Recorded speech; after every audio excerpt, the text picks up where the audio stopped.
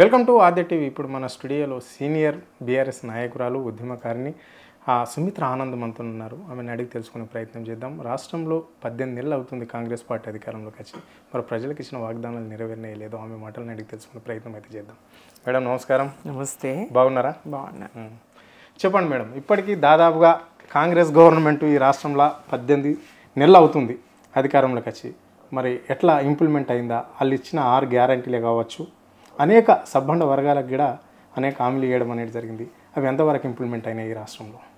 నిన్నటి సీఎం గారి ప్రసంగం వింటే గనక 11 సంవత్సరాలు పూర్తి చేసుకున్నటువంటి సందర్భంగా రాష్ట్రం అవతరించి రైట్, మరి ఆ ఆవిర్భావ దినోత్సవ సభలో సీఎం గారు రేవంత్ రెడ్డి మాట్లాడుతున్నటువంటి మాటలు వింటుంటే 18 నెలల తర్వాత కూడా మళ్ళా ఎన్నికలకు ముందు ఏదైతే మేనిఫెస్టో చదువుతున్నాడో అదే మేనిఫెస్టోను మళ్ళీ చదివినట్టున్నది. అమలైన పథకాల గురించి చెప్పినట్టు లేదు, ఇవి చేస్తాము అని చెప్తున్నట్టే ఉన్నది. మరి రుణమాఫీ అన్నారు, అది పూర్తి కాలేదు. రైతు బంధు కాదు భరోసా ఇస్తున్నాం 12,000 అన్నారు, ఎంతమందికి ఇచ్చిండ్రు, ఎన్ని కోట్లు ఇచ్చిండ్రు, లెక్కాపత్రం ఇంతవరకు చెప్పలేదు. ఎన్ని ఎకరాల వరకు ఇచ్చిండ్రు, ఏ రైతులకు ఇచ్చిండ్రు, మరి ఇవ్వడానికి నిబంధన లేనిది రైతు అనే జాబితాలో ఈ రైతు భరోసా అందుకునే రైతుల జాబితాకు ఉండాల్సినటువంటి ఆంక్షలు ఏం పెట్టిండ్రు, ఎవరికి ఇచ్చిండ్రు, ఎందుకు ఇచ్చిండ్రు అంటే ఈ మాసంలో ఇప్పుడు జూన్ జూలై మాసంలో రైతులకు ఆల్రెడీ రైతు భరోసా డబ్బులు కూడా వేస్తామని కూడా మళ్ళీ కూడా చెప్తున్నది ప్రభుత్వం. సో ఆల్రెడీ రైతు రుణమాఫీ అన్నాం, రుణమాఫీ 80% కంప్లీట్ అయిపోయింది ఈ రాష్ట్రంలో అని చెప్పేసి ముఖ్యమంత్రిగా స్టేట్మెంట్ ఇచ్చారు. అంటే 6 గ్యారంటీలు అన్నాం, 6 గ్యారంటీలలో ఒక్కొక్కటి అన్నీ నెరవేర్చుకుంటూ వస్తున్నాం, ప్రజలకు ఎలాంటి ఇబ్బంది లేదు. ఇందిరమ్మ రాజ్యంలో ఏదైతే కాంగ్రెస్ పార్టీ మాట ఇస్తుందో మాట మీద ఉండేదే ఇందిరమ్మ ఆ పార్టీది. ఇందిరమ్మ రాజ్యంలో ఇందిరమ్మ పార్టీలో ఉన్నాం మనం, ప్రజలందరూ సుఖ సంతోషాలతో ఉన్నారు అని చెప్పేసి ముఖ్యమంత్రి చెప్పడం జరిగింది. నిజమే, మాటల ప్రభుత్వమే, చేతల ప్రభుత్వం కాదు. మాట ఇచ్చినము, మాట ఇస్తూనే ఉంటారు, మాట ఇస్తూనే మాట ఇది కొనసాగుతూనే ఉంటుంది. 18 నెలలు గడిచింది. డిసెంబర్ 9 నాడు ఇట్లా నేను అధికారంలోకి రాగానే సంతకం చేస్తేనంటివి, మెగా డిఎస్సి అంటివి, రైతుల రుణమాఫీ మీదనే తొలి సంతకం అంటివి, మీన మేషాలు లెక్క పెడితివి.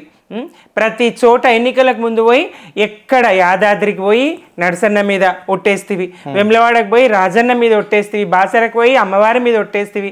నువ్వు ఒట్టేయని దేవుడు తెలంగాణలో ఒక మందిరం ఉన్నదా? అట్లా ప్రతి చోటుకు వెళ్ళి ఒట్లేసి అది మరి అరకొరని 40% కూడా రుణమాఫీ కాలేదు. ఇది నిజం. అట్లాగే రైతు భరోసా కూడా ఎంతమందికి ఇచ్చిండ్రో లెక్క పత్రం లేదు, ఎన్ని ఎకరాల వరకు ఇచ్చిండ్రో ఎకరం వాళ్ళు కూడా అందలేదు అన్నోళ్ళు ఉన్నారు. అది కూడా పూర్తి స్థాయిలో అందింది లేదు. ఇటు చివరి గింజ వరకు కొంటం అని చెప్తున్నారు, తడిసి మొలకలెత్తి ఆగమైపోతున్నారు అన్నదాతలు. ఇవాళ ఎంత దారుణమైన పరిస్థితులు. వానాకాలం పంటకు నార్లు పోసుకునేటువంటి ఈ రోహిణి కార్తెలో మరి ఇంతవరకు నెల రోజులకు పైగా కళ్ళాల మీద ధాన్యం మురుగుతూ ఉన్నది, వర్షాలు పడతా ఉన్నాయి, మరి తడిసిపోయి మొలకలు వస్తూ ఉన్నాయి, రైతులు గోడున విలపిస్తూ ఉన్నారు.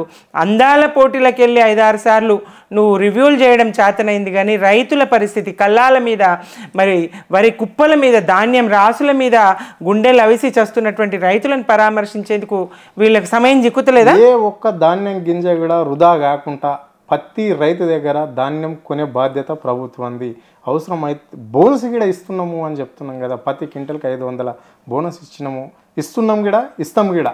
అంటే రైతులు ఆధారపడద్దు, ప్రతి రైతు దగ్గర ధాన్యం కొనే బాధ్యత మాది అని చెప్పేసి ముఖ్యమంత్రి మొన్న జైరాబాద్లో కూడా చెప్పడం జరిగింది.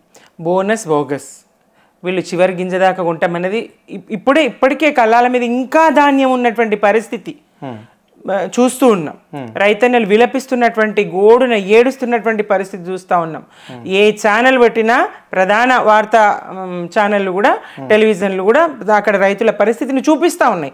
పోనీ కంట్ల పడతలేదన్నట్టు కాదు పరిస్థితి. రైతుల పరిస్థితి అయితే ఈ కాంగ్రెస్ పాలనలో ఆగమాగం అరణ్యరోదన, రైతుల దుఃఖం అరణ్యరోదనే అవుతున్నది కాంగ్రెస్ పాలనలో. ఏ రకంగా చూసినా సకాలంలో నువ్వు ఎన్ని పంటల రైతు బంధు ఎగ్గొడుతీవి, భరోసా తర్వాత సంగతి. ఇప్పుడు ఈ జూన్ 10 కల్లా ఈ ప్రభుత్వం ఇస్తలేదు, కానీ కేసీఆర్ ప్రభుత్వము, గత ప్రభుత్వము జూన్ 10 కల్లా రైతు బంధు టెన్షన్గా ఖాతాలో ఎలాంటి ప్రచారం లేకుండా, ఆర్భాటం లేకుండా రైతు బంధు వేసినటువంటి చరిత్ర బీఆర్ఎస్ది, మాది, మా ప్రభుత్వం. ఇక్కడ ముఖ్యమంత్రి కూడా ఒక మాట అన్నాడు మేడం, మొన్న మీరు చూశారో లేదో. సో ఇక్కడ కేసీఆర్ ఇంప్లిమెంట్ చేసిన పథకాలను ఏ పథకాన్ని అన్న ఇక్కడ ఆగిందా? కళ్యాణ లక్ష్యం ఆగిందా? షాద్ ముబారక్ ఆగిందా? పెన్షన్స్ ఆగుతున్నాయా? రైతు భరోసా ఆగుతుందా? వైఎస్ రాజశేఖర రెడ్డి పెట్టిన ఆరోగ్యశ్రీ పథకం ఇక్కడ రన్ చేస్తున్నాం. ఏది ఆగిందని ఇంత కడుపు మంట బీఆర్ఎస్లకు కావాలనే బురద జల్లే ప్రయత్నం ప్రజలలో కాంగ్రెస్ ప్రభుత్వానికి ప్రజలకు మధ్య దూరాన్ని పెంచే ప్రయత్నం చేస్తున్నారు. అయినప్పటికీ కూడా ఇంద్రమ్మ రాజ్యంలో ప్రజలు ఇంద్రమ్మ వైపే ఉంటారు అని చెప్తున్నాడు ముఖ్యమంత్రి. ప్రజలు ఎవరో చెప్తే రోడ్ల మీదకి రారు. ప్రజలు వాళ్ళకు బాధ, వాళ్ళ దుఃఖం, వాళ్ళకు ఆవేశం, ఈ ప్రభుత్వం చేస్తున్నటువంటి ప్రజా వ్యతిరేక పాలన, ఈ విఫల పాలనను ఎండగట్టడానికి ప్రజలు ప్రశ్నిస్తూ ఉన్నారు, ప్రజలు అడుగుతా ఉన్నారు. పార్టీలు చెప్తే ప్రజలు రారు, ప్రజల వెనుక పార్టీలు ఉంటాయి. ప్రజల వెనుక పార్టీలు ఉంటాయి. ప్రజలు ఏది అడుగుతున్నారో ఆ ప్రజల వెన్నుదన్నుగా బీఆర్ఎస్ ఉన్నది. ప్రజల వెనుక బీఆర్ఎస్ ఖచ్చితంగా ఉంటుంది. ప్రతిపక్షంలో ఉన్నాం, ప్రజల దుఃఖంలో మేము పాల్పంచుకుంటాం, ప్రజలు దుఃఖించాల్సిన పరిస్థితి ఉండకుండా చూసుకుంటాం, ప్రజల పక్షాన మేము నిలబడి పోరాడతాం, మేమున్నామని ప్రజలకు మేము చెప్తా ఉన్నాం. అది ఇవాళ ఏది కూడా, ఏ ఒక్క హామీ కూడా నెరవేర్చలేదు. ఈ 18 మాసాల పాలనలో ఇచ్చినటువంటి హామీలు 6 గ్యారంటీలు అయితేనేంది, 420 హామీలు అయితేనేంది, ఏవి కూడా మీరు నెరవేర్చింది లేదు. పైపెచ్చు గత మా ప్రభుత్వం చేసినటువంటి అనేక సంక్షేమ పథకాలకు నడ్డి విరిచే కార్యక్రమం చేస్తూ ఉన్నారు. ఏది సకాలంలో అందిస్తలేదు. మహాలక్ష్మి పథకం ఇంప్లిమెంట్ అవుతుంది మేడం. బస్సు ఫ్రీగా పోతున్నారు మహిళలు. సబ్సిడీ గ్యాస్ అన్నారు, గ్యాస్ వచ్చింది. మళ్ళీ కరెంటు బిల్లు అన్నారు, కరెంటు బిల్లు. సన్న బియ్యం ఇస్తామన్నారు, సన్న బియ్యం ఇస్తున్నారు అంటే కుటుంబానికి. సో మళ్ళీ అత్తకు 4,000, కోడలకు 2,500 అన్నారు, అది కూడా ఇంప్లిమెంట్ అవుతుంది అని చెప్తున్నారు. అంటే మా లక్ష్మి, అది కళ్యాణ లక్ష్యం కావచ్చు, షాదీ ముబారక్ కావచ్చు, ఈ పథకాలు అన్నీ ఇంప్లిమెంట్ అవుతున్నాయి. ఎందుకు, ఎక్కడ ఏది తగ్గింది అని చెప్పేసి వాళ్ళు కాంగ్రెస్లో వాదన. కానీ ఇంకో విషయానికి వస్తే అడుగడుగున బీఆర్ఎస్ నేతలు ఎందుకు అడ్డుపడుతున్నారు అంటే, ఇక్కడ తెలంగాణకి ఏ ఇండస్ట్రీ రావద్దు అనేదే వాళ్ళ ఆలోచన విధానం. మేము తీసుకొస్తే వాళ్ళు అడ్డుపడి కావాలని రైతులతోటి కావచ్చు, లేకుంటే అక్కడ ఉండే స్థానికులు బీఆర్ఎస్ నేతలతోటి వాళ్ళు కావాలని కాంగ్రెస్ పార్టీ అధికారులను అడ్డుపడే ప్రయత్నం మాత్రం బీఆర్ఎస్ పార్టీ కార్యకర్తలే చేస్తున్నారు అని చెప్పేసి ముఖ్యమంత్రి గంటపదంగా చెప్తున్నాడు. అంటే లగచర్ల విషయంలోనే అట్లనే చేసారు, రామానపేటకు సంబంధించిన విషయం అట్లనే చేస్తున్నారు. సో జైరాబాద్ నియోజకవర్గంలో డప్పూర్లో కూడా ఒక కంపెనీ తీసుకొస్తామంటే అక్కడ కూడా అడ్డుపడే ప్రయత్నం వీళ్ళే చేస్తున్నారు. ఎందుకు ఇంత వాళ్ళ కడుపు మంట, వాళ్ళు చేయని పని మేము చేస్తున్నామని ఎందుకు దానికి సమాధానం చెప్పుకోవాల్సిన అవసరం ఉంటుంది. ఎవరు ఆపినా ఆగినా అద్దన్నా మేము చేసేది చేసుకుంటూ వెళ్ళిపోతాం, ప్రజల దగ్గరనే ఉంటామని చెప్తున్నాడు ముఖ్యమంత్రి. అది ప్రజల దగ్గర కాదు, ప్రజల్ని మోసగిస్తూ ఏది మహాలక్ష్మి పథకం ఎక్కడ మీరు అమలు చేసింది? గ్యాస్ 500 గ్యాస్ ఎంతమందికి ఇస్తున్నారు? ఎన్ని కుటుంబాలు ఉన్నాయి? మరి ఏ అర్హత ప్రాతిపదికన మీరు ఎన్ని కుటుంబాలకు ఇస్తా ఉన్నారు? 500కు గ్యాస్ ఎన్ని కుటుంబాలకు మీరు ఇవ్వగలుగుతున్నారు? లెక్క చెప్పండి. ఉచిత బస్సు అని హామీలో చెప్పిండ్రు ఎన్నికలకు ముందు. పలానా బస్సు అని చెప్పలేదు కదా. ఇప్పుడు పలానా ఏదైతే గ్రామ ప్రాంతాల్లో తిరిగి గ్రామీణ పల్లె వెలుగు లాంటి చిన్న ఎక్స్ప్రెస్ లాంటి బస్సులు, అట్లాంటి బస్సులోనే ఇచ్చి ఆ బస్సుల సంఖ్య పెంచకుండా విపరీతమైన రద్దీతోని ఆడవాళ్ళు పోట్లాడుకునే విధంగా అవి మరి రికార్డ్ చేసి బయట నవ్వుకునే విధంగా, ఆడవాళ్ళని అవమానించే విధంగా ఉచిత బస్సు ప్రయాణం పెట్టినవు తప్ప ఇంకోటి కాదు. నిజంగా నీకు చిత్తశుద్ధి ఉంటే, మహిళలకు మేలు చేయాలనుకుంటే అన్ని బస్సుల్లో ఉచితం ఇవ్వు మహిళలకి. నీ చిత్తశుద్ధి నిజంగా మహిళ పట్ల నీకు చిత్తశుద్ధి ఉంటే, మహిళని మహాలక్ష్మిని చేయాలనుకుంటే అన్ని బస్సుల్లో మహిళకు ఉచిత ప్రయాణ సౌకర్యం కల్పించు. రెండవది ఇంకా ఏమి ఇచ్చినావు? 2,500 పెన్షన్ కోడలికి ఇచ్చేటువంటిది ఏదైతే 18 సంవత్సరాల నిండిన ప్రతి మహిళకు 2,500 అన్నావు. ఎక్కడ? 7.5 గడిచింది. 2,000 పెన్షన్ ప్రతి అవ్వకు, 2,000 పెన్షన్ బీడీ కార్మికురాలకి, ఒంటరి మహిళకు 4,000 చేస్తా అంటివి, వికలాంగ మహిళకు 6,000 చేస్తా అంటివి, పెంచుతా అంటే రెండింతలు. ఏది ఇంతవరకు ఏది జరగలేదు కదా.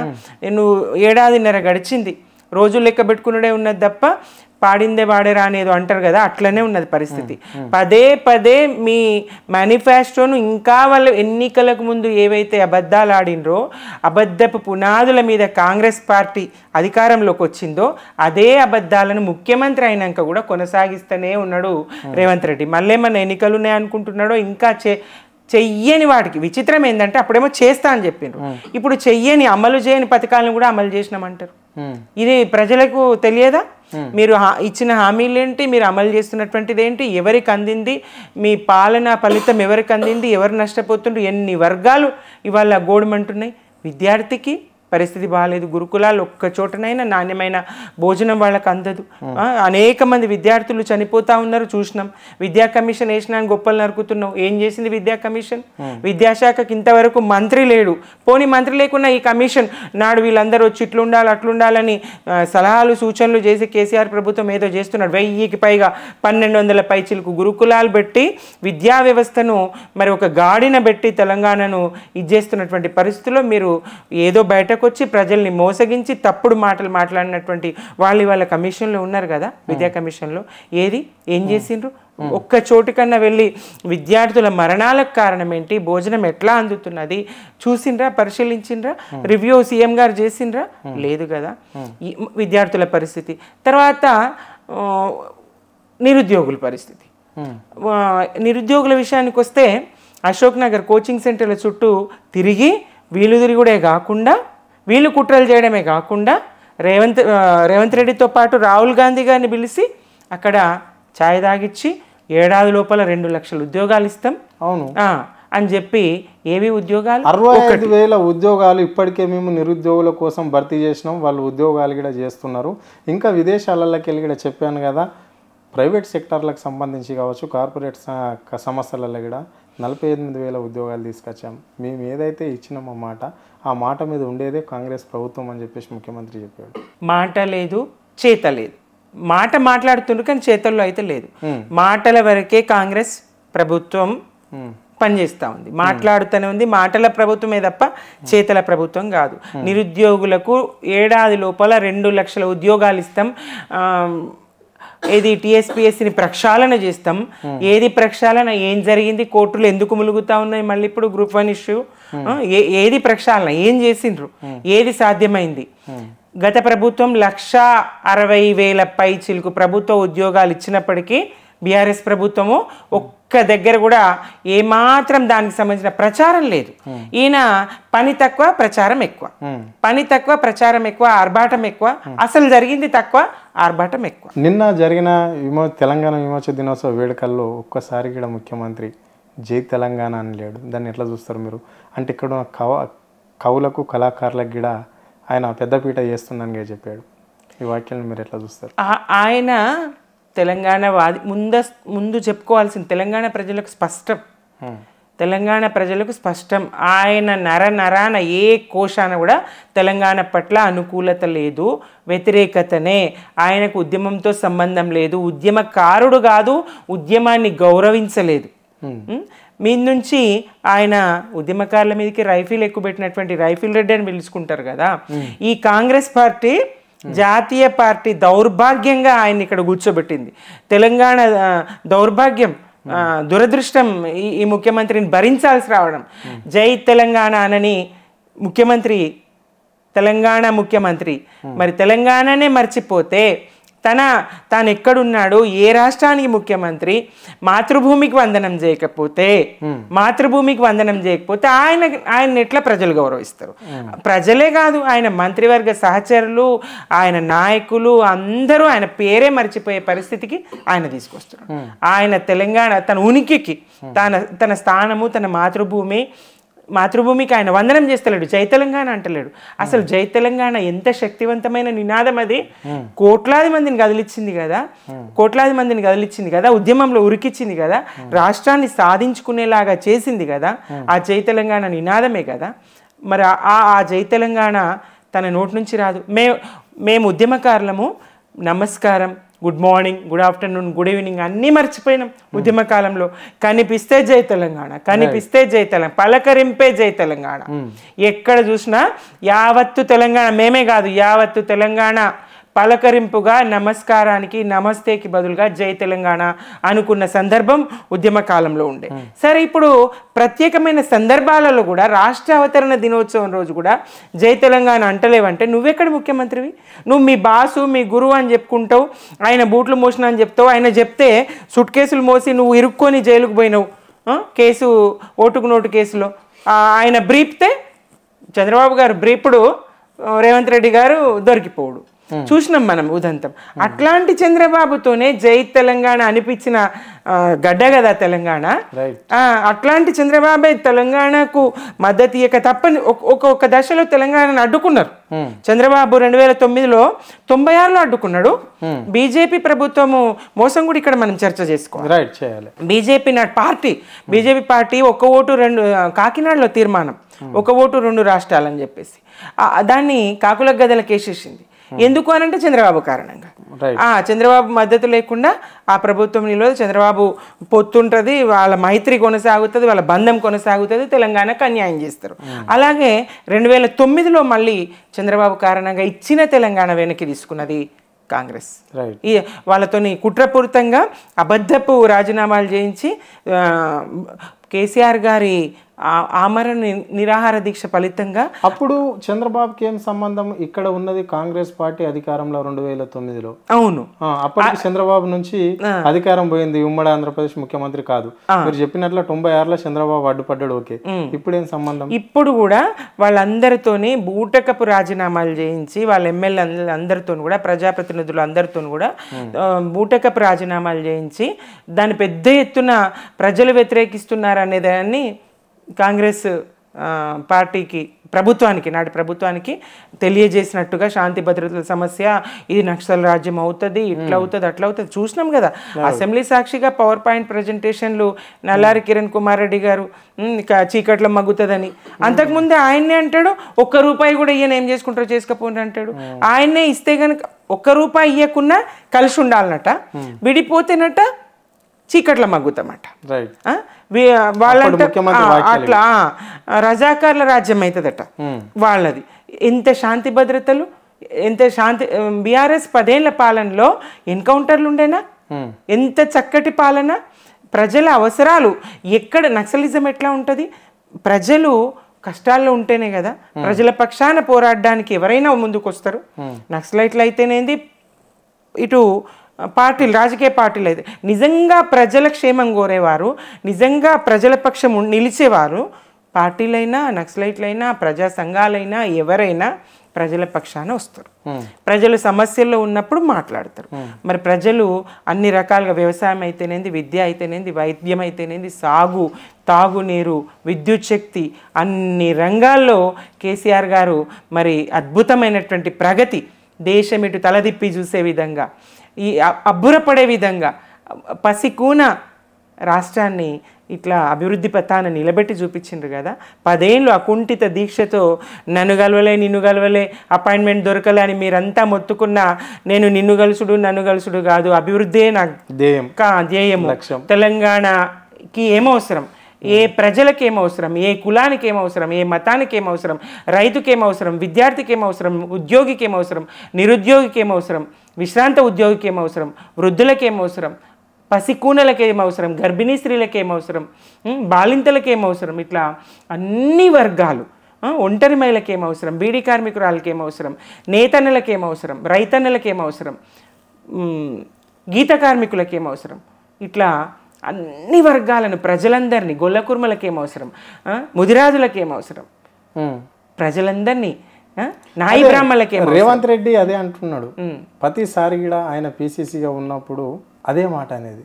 కేసీఆర్ కేవలం బడుగు బలహీన వర్గాలను కులవృత్తులకే పరిమితం చేస్తున్నాడు, వాళ్ళు పై చదువులు చదివే అర్హత లేకుండా చేస్తున్నాడు, గొల్రను బలరను చేపలని ఇచ్చి వాళ్ళను ఏ కులాన్ని ఆ కులాన్ని తొక్కేసే ప్రయత్నం చేస్తున్నాడు అన్నారు. మరి ఈయన కూడా అధికారంలోకి రావడానికి సబ్బండ వర్గాలకు అనేక హామీలు ఇచ్చాడు. ఇప్పటి వరకు మరి బీసీ, ఎస్సీ, ఎస్టీ, మైనార్టీ పిల్లలు, ఓబీసీలు ఎందులో ఈ 18 నెలల్లో ఏ స్థాయిలో ఉన్నారు ఇక్కడ ఈ రాష్ట్రంలో? ఇక్కడ లేదు.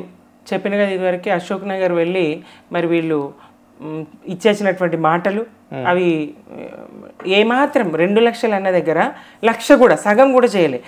ఈ 60,000 అని చెప్పి తాను ఉద్యోగాలు ఏవైతే ఉన్నదో 60,000 కాదు, తాను నోటిఫికేషన్లు ఇచ్చి చేసినవో 10,000 ఉన్నాయో లేవో, అన్ని బీఆర్ఎస్ ప్రభుత్వం ఇచ్చినటువంటి నోటిఫికేషన్లే కదా. పరీక్షలు పెట్టి పేపర్లు కరెక్షన్ చేసి అంత జస్ట్ ఈ నియామక పత్రం ఇచ్చి ఇక నిలువెత్తు ప్రచారం దానికి. ఇట్లాంటి ఆర్భాటపు పాలన, ప్రచారపు పాలన తప్ప పని చేసే పాలన అయితే కాదు, అక్కెరకొచ్చే పాలన అయితే కాదు. ఇక్కడ కేసీఆర్ 9.5 సంవత్సరాలు పాలించండి రాష్ట్రాన్ని, 50 ఏళ్ళు ఎంటకెళ్ళిపోయింది. కేవలం 10 నెలలు సంవత్సరంలోనే రాష్ట్రాన్ని అభివృద్ధి దశలో ముందుకు తీసుకుపోతున్నాం, చక్కదిద్దుతున్నాం గత ప్రభుత్వం చేసిన తప్పులను అన్నింటినీ అని చెప్పేసి ముఖ్యమంత్రి పదే చెప్తుంటాడు. ఈ వాక్యాలను ఎట్లా చూస్తారు మీరు? ఎంత మాత్రమో ఇది నిజం కాదు. కేసీఆర్ 9.5 సంవత్సరాల పాలనలో మీకు వ్యవసాయం చేత కాదన్నోళ్ళు, మీరు చీకట్ల మగ్గుతుంది అన్నోళ్ళు, ఇది నక్సల్స్ రాజ్యం అవుతుంది అన్నోళ్ళు, రజాకార్ల రాజ్యం అవుతుంది అన్నోళ్ళు, ఎన్ని నిందలు. ఇంతమందికి సమాధానం చేసి చూపించిండు, సమాధానం చెప్పి చూపించిండు. ఎలాంటి మత ఘర్షణలు లేవు. ఇదే హైదరాబాద్ చూస్తే, పాత బస్తీ చూస్తే ఎన్ని కర్ఫ్యూలు ఉంటుండే, ఒక్క కర్ఫ్యూ అన్న 9.5 ఏళ్ళ విధించాల్సిన పరిస్థితి వచ్చిందా? ఒక్క మత ఘర్షణ జరిగిందా? ఎక్కడి రజాకారులు? లేదు కదా. మరి గంగా జమున తెహజీబ్ అన్నట్టుగా హిందూ ముస్లిం బాయి కలిసి మెలిసి నివసించిండ్రు కదా. ఇక నక్సల్స్ రాజ్యం ఎక్కడ కూడా ఎన్కౌంటర్లు లేవు.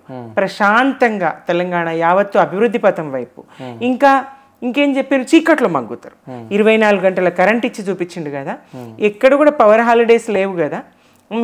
మీరు చీకట్లో మగ్గుతారని పవర్ పాయింట్ ప్రజెంటేషన్ ఇచ్చినటువంటి వాళ్ళకే ఇదిగో మేము వెలుగులో ఉంటాం, దేశంలో ఎక్కడ లేని విధంగా మేము వెలుగులో ఉంటాం, విద్యుత్ వినియోగంలో దేశంలో ఏ రాష్ట్రం లేనంత స్థాయికి విద్యుత్తును వినియోగించుకున్న రాష్ట్రంగా తెలంగాణను తీర్చిదిద్దిండ్రు.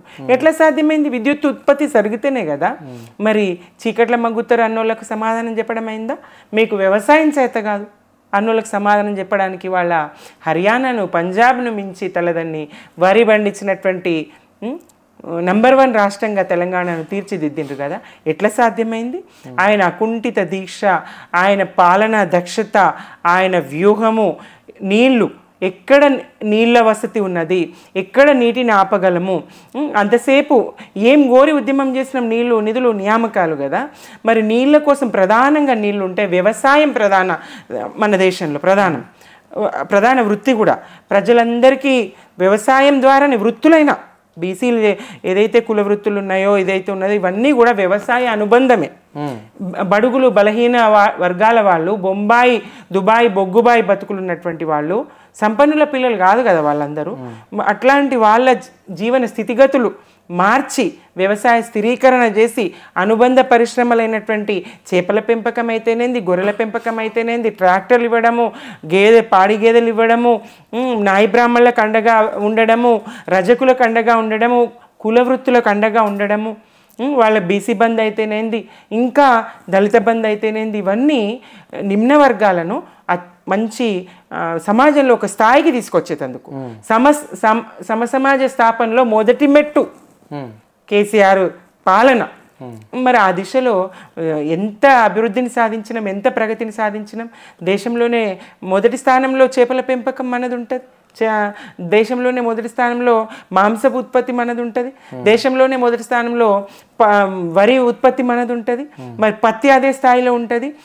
ప్రాజెక్టుల నిర్మాణం వల్ల కదా, రైతులకు ఉచిత విద్యుత్ ఇవ్వడం వల్ల కదా, సకాలంలో ఎరువులు అందించడం వల్ల కదా, సకాలంలో విత్తనాలు అందించడం వల్ల కదా, రైతుకు వెన్నుదన్నుగా నిలబడి వ్యవసాయ స్థిరీకరణ చేసి మరి పెట్టుబడి సాయం సకాలంలో, కరోనా లాంటి కష్టకాలంలో కూడా పెట్టుబడి సాయం ఆపలేదు. తను పెట్టుబడి సాయం రైతు బంధు ఇచ్చిండ్రు. అట్లా రైతుకు నిజంగా బంధువైన వారు కేసీఆర్. ఆ పాలన సబ్బండ వర్గాలకు బంధువుగా సమస్త ప్రజానికాన్ని కడుపులో పెట్టుకున్నటువంటి సాధినటువంటి పాలన కేసీఆర్. ఇక్కడ ఈ రాష్ట్రంలో కాళేశ్వరం ప్రాజెక్టు బీఆర్ఎస్ కట్టింది అని గొప్పలు చెప్పుకునే నాయకులకు ఒకటే సూచన చేస్తున్నాం అని కాంగ్రెస్ నాయకులు అంటున్నారు.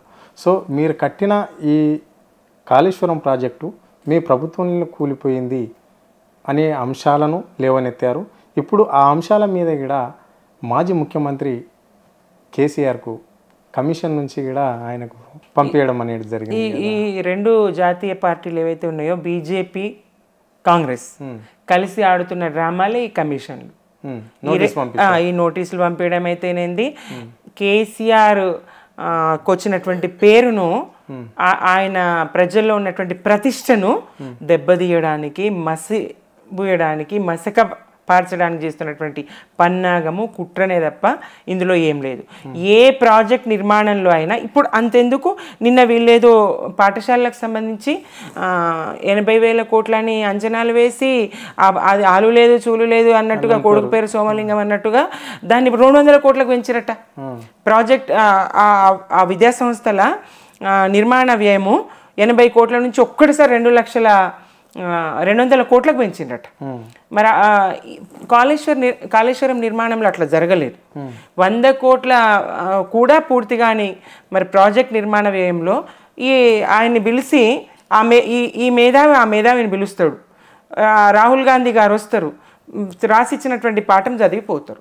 మరి అందులో నిజాలేంటి, అబద్ధాలేంటి, వాస్తవాలేంటి, ప్రాజెక్ట్ నిర్మాణ వ్యయం ఎంత, అంచనా పెంచిన వ్యయం ఎంత, మరి జరిగిందేంటి, ఇదేమీ ఆ వివరాలు అవసరం లేదు, వాళ్ళకి అంత సమయం లేదు. తెలంగాణ భౌగోళిక పరిస్థితులు అయితేనేది, తెలంగాణ అవసరాలు అయితేనేది, తెలంగాణను గురించి తెలుసుకోవాల్సిన అవసరం రాహుల్ గాంధీ గారికి లేదు. స్పష్టం కదా, ఏది రాసిస్తే అది చదివిపోతాడు. 1,00,000 కోట్ల ప్రాజెక్టు నిర్మాణ వ్యయం అయితే 1,00,000 కోట్ల అవినీతి జరిగిందంటాడు.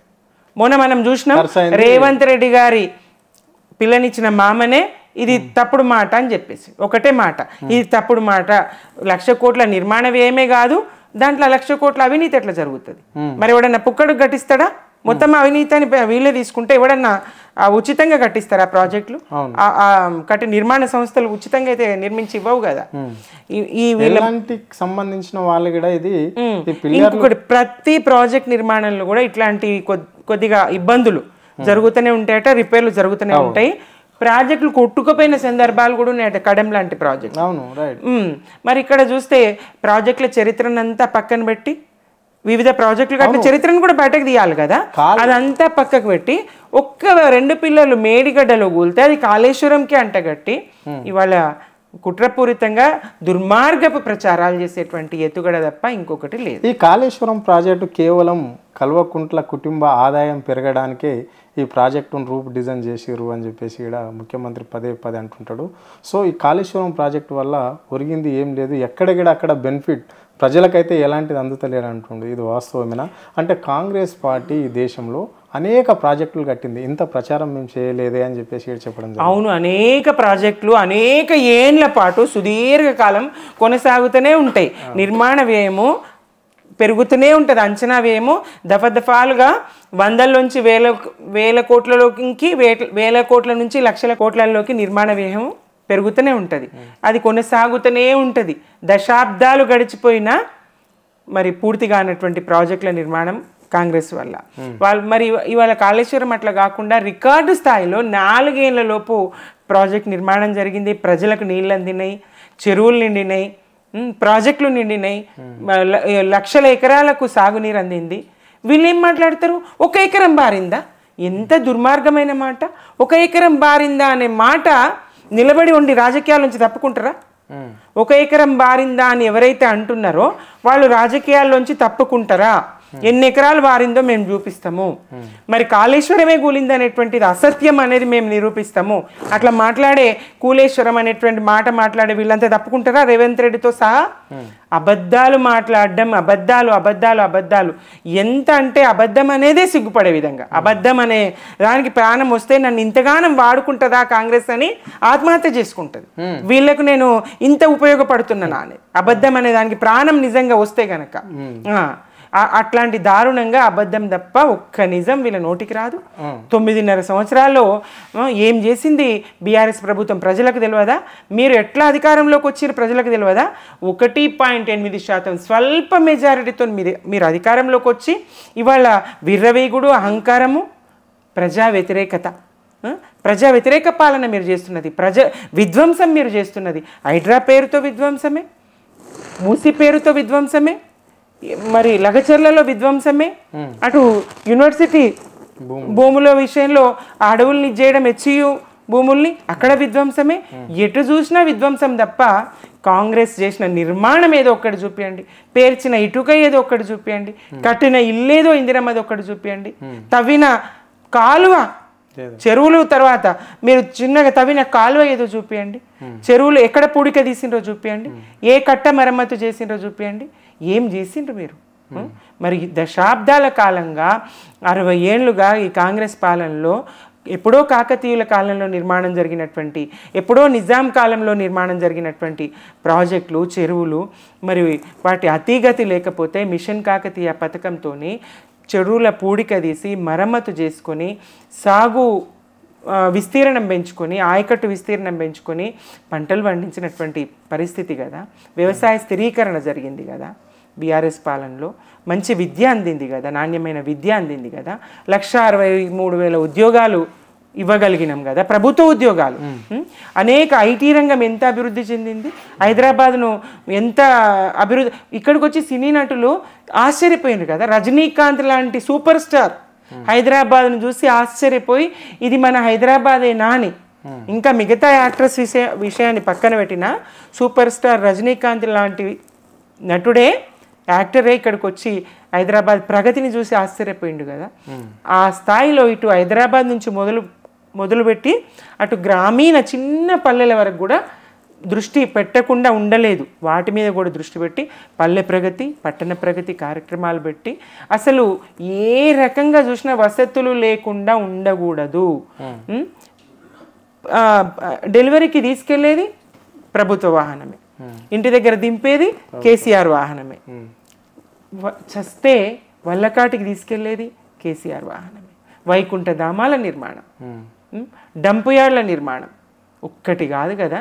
పల్లె ప్రకృతి వనాలు, చెరువుల పూడికతీత, అన్ని ప్రతి గ్రామ పంచాయతీకి ట్రాక్టరు. ఇవి ఎప్పుడన్నా ఉన్నాయా? అన్నేళ్ళ స్వతంత్ర భారతదేశంలో ఏ రాష్ట్రంలో ఈ పరిస్థితులు ఉన్నాయా?